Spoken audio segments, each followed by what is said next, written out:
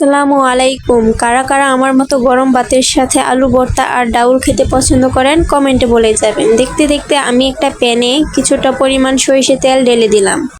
10-12টা শুকনো মরিচ প্যানের মধ্যে দিয়ে ভেজে নিব। ভেজে নেওয়া হয়ে গেলে কেটে রাখা পেঁয়াজগুলো একই তেলের মধ্যে দিয়ে ভেজে নেব। আর যারা যারা আমার পেজে নতুন তারা অবশ্যই আমার চ্যানেলকে ফলো দিয়ে পাশে থাকবেন।